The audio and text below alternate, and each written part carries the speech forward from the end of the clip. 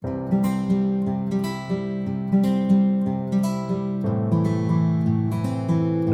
well, I just have a general question. Was that all conscious, or was it you're doing it just because you wanted to fulfill your vision?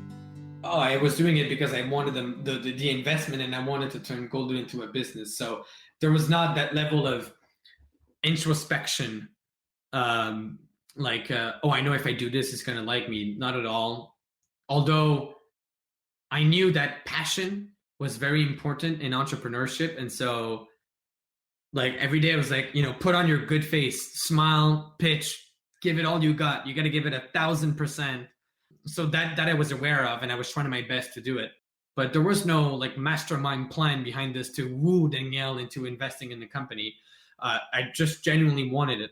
Nobody knew what GoLoot was at the time. Like, none of my friends knew this was going on. I was just, picking up my school bag and then taking the bus on Côte Sainte-Catherine, and then walking down to get to the Midtown, which is on Van Horn, a gym in Montreal. And I would just wait for Danielle at the Midtown. Like, this was really my grind.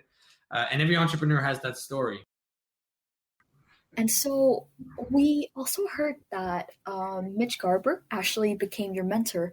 Yeah. So we want to ask you, how did that come to be? Good question.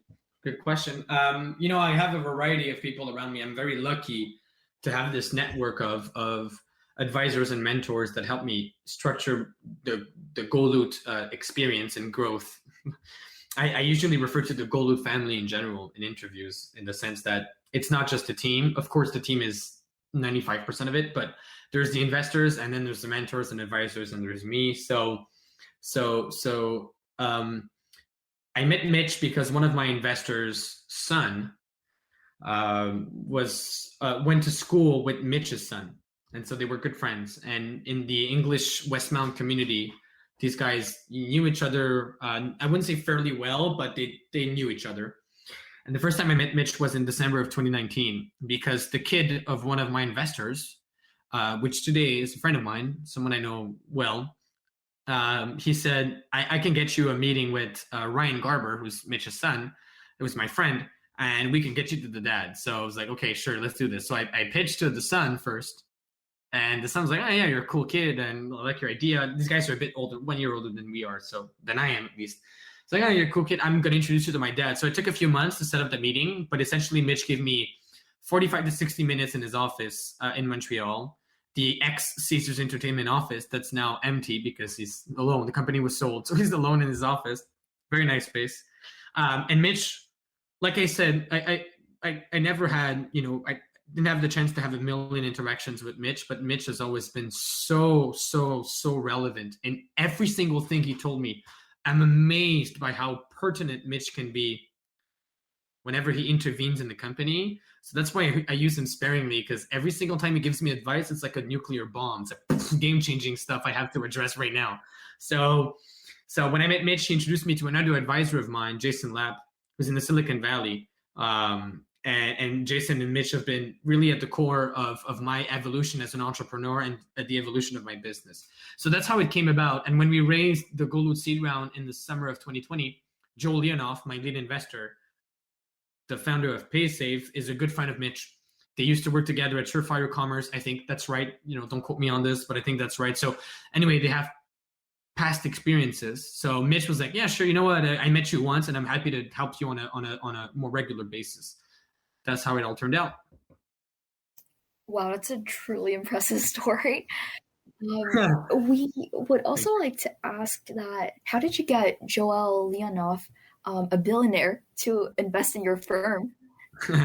I was as amazed and as shocked as you guys are, and I still am to this day. Every time he picks up the phone, I'm like, why are you talking to me right now?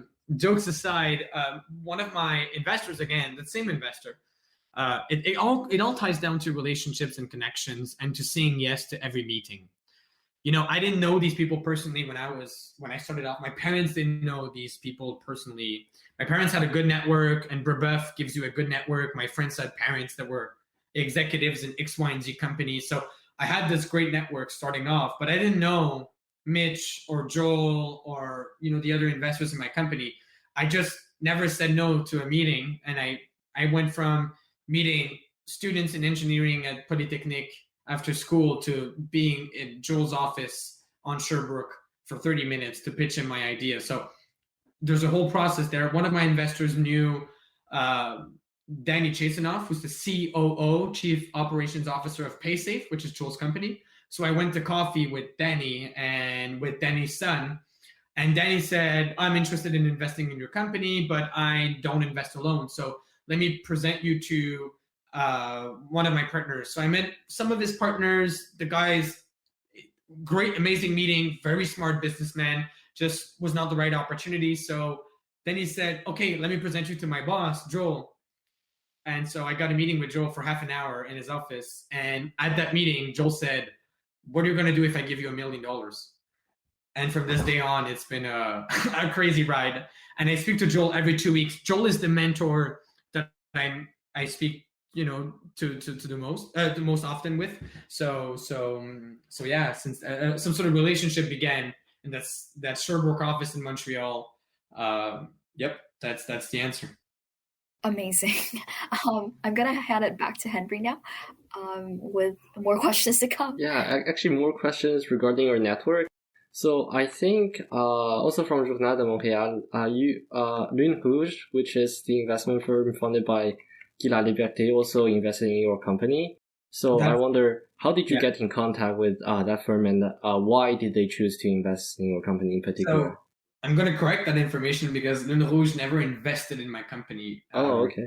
So I've never raised capital from Lune Rouge. I know it's in the Journal de Montréal article, but I never told the journalist that Lune Rouge was an investor in my company. But sometimes it's a question of interpretation, and everything goes fast, so it happens. And I the day that article came out, fun story. I'm just gonna take time for this. The Lune Rouge head of PR called me, and she was like, I never met that person before. So she was like, who are you? Why is this all over the news? And I'm like, my story is a bit weird with you guys, but I swear to God, I never mentioned Mr. La Liberté's name.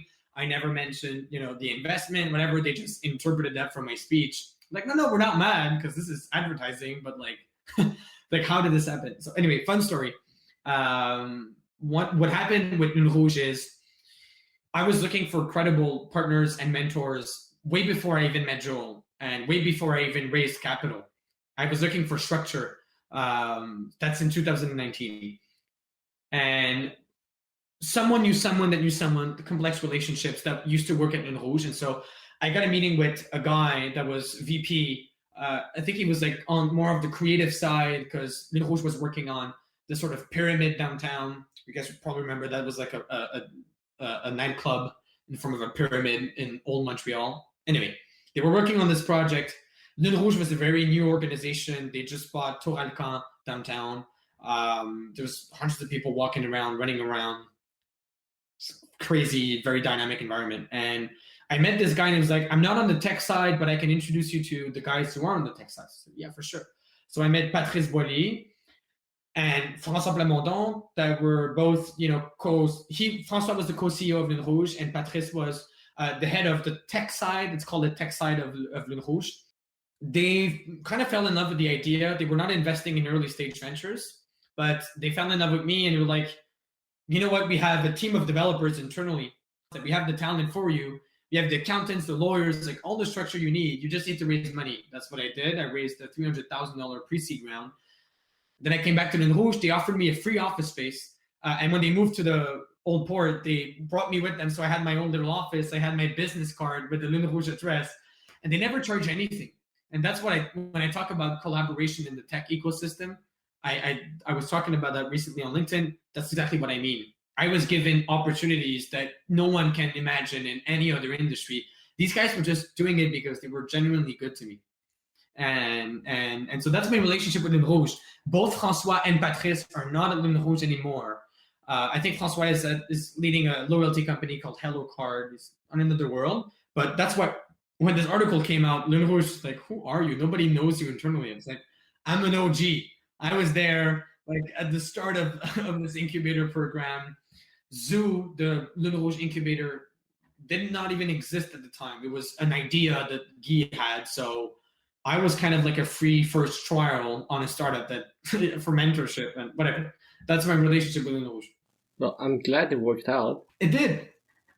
And I still get to talk to Patrice once in a while. It's been a while now, but he's a very smart businessman, a very educated, all in all, as a human being, an entrepreneur and manager. So I should reach out to him. You guys remind me of this.